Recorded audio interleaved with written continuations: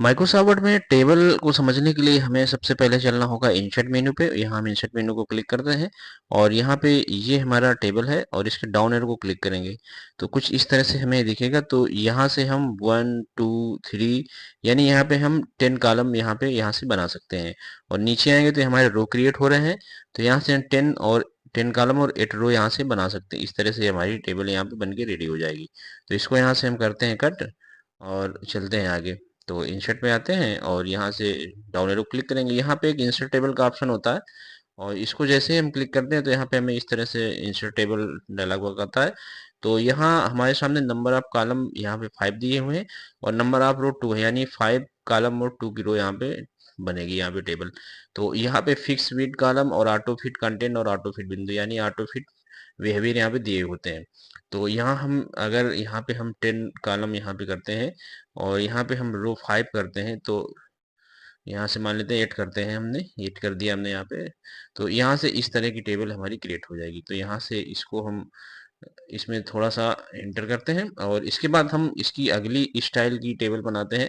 तो इसके लिए हमें टेबल के डाउन एरो को क्लिक करना होगा और यहाँ इंसर्ट टेबल पे, और यहाँ हम अगर ऑटो फिट कंटेंट करते हैं, मान लेते हैं इसको भी हम यहाँ पे 10 कर देते हैं और इसको यहाँ पे 8 कर देते हैं। तो देखते हैं ये किस तरह से बनेगी। तो ये हमारी इस तरह से बनेगी टेबल।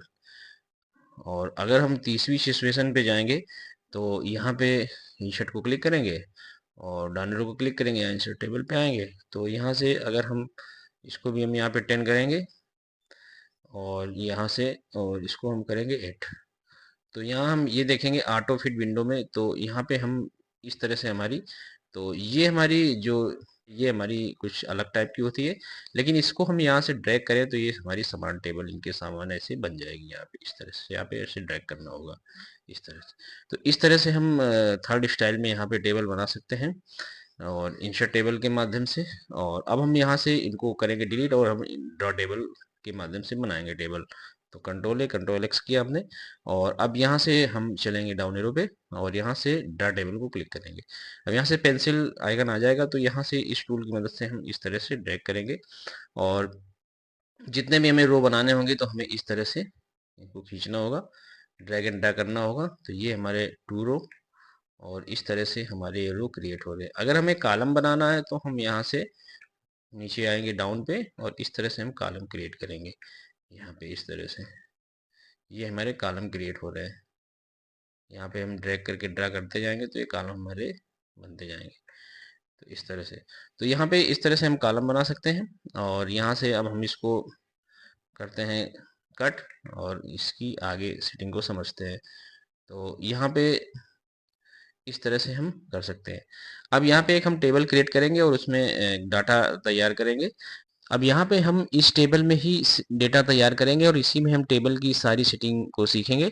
तो यहाँ सबसे पहले हम यहाँ पे एक कंपनी का नाम टाइप करेंगे, तो उसके लिए हमें इस रो को सिलेक्ट करना होगा और इसके बाद यहाँ से हम लेआउट को चलेंगे और यहाँ से हम इसको यहाँ पे क्लिक करेंगे और यहाँ से हम मर्ज सेल्स करेंगे। तो यहाँ से मर्ज सेल करेंगे तो इस तरह से हमारी ये यहाँ पे सारे इसके जो हमारे कॉलम है हट जाएंगे, यानी सिंगल रो यहाँ पे बचेगी।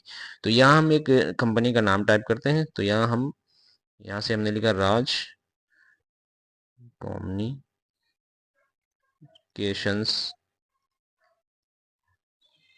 Pvt LTD Lucknow.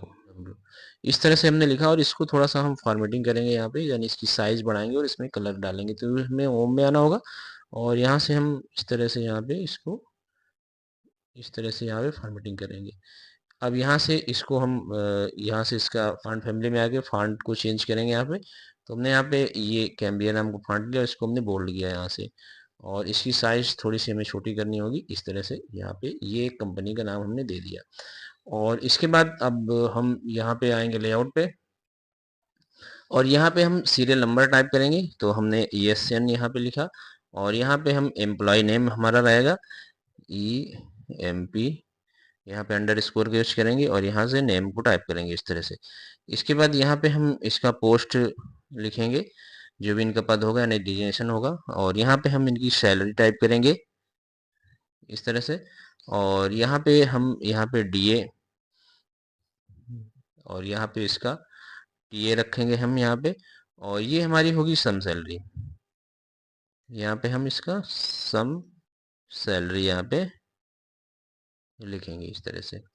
तो यहाँ पे अगर हमें इसको एडजस्ट करना है तो हम यहाँ पे, अब हम यहाँ पे इनके इस तरह से इसको एडजस्ट करेंगे। तो यहाँ पे सीरियल नंबर को इस तरह लाएंगे, और यहाँ पे अब हम डीए को यहाँ पे सेलेक्ट करेंगे इस तरह से, और यहाँ पे इस तरह से लाएंगे, और यहाँ से टीए को करेंगे। तो यहाँ पे कॉलम की विड्थ के हिसाब से एडजस्ट करना है हमको, जैसा मैटर होगा हमारा। तो यहाँ इस तरह से हम यहाँ से इसको ले लेते हैं, और हमें यहाँ से इसको थोड़ा सा इधर लेना होगा, और हमें यहाँ पे पोस्ट और ये जो नेम का है ये हमें कॉलम यहाँ पे बड़ा होना चाहिए।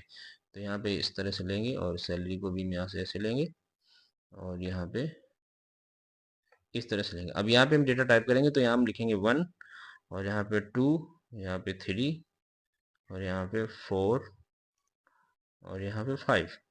ये हम 5 एम्प्लॉय का डेटा तैयार करेंगे। तो अब हम यहाँ पे नाम लिखेंगे। तो यहाँ हम एक नाम लिखते हैं, राजीव सक्सेना। अब नीचे आएंगे हम, यहाँ पे लिखेंगे मनीष,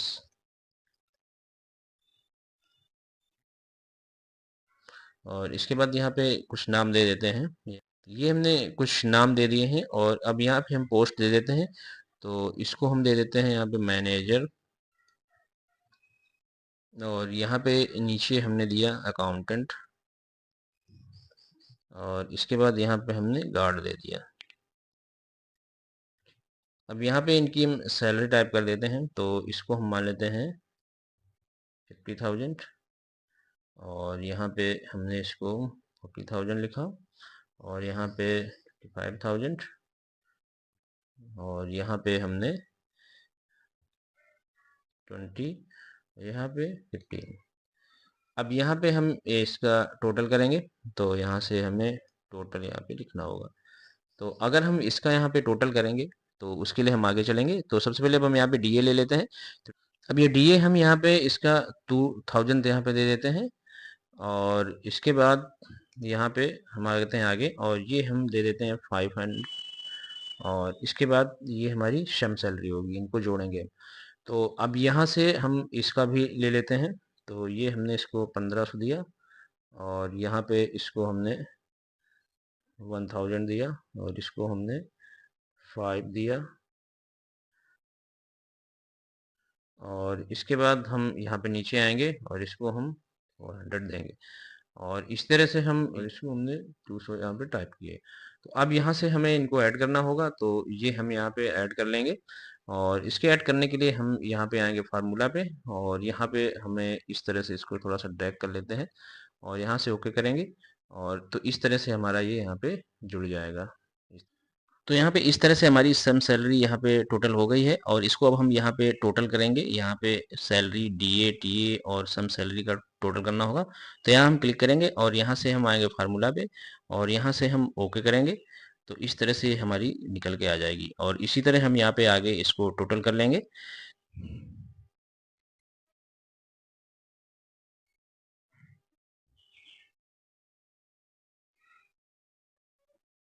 इस तरह से हम बारी बारी से यहाँ पे करते जाएंगे।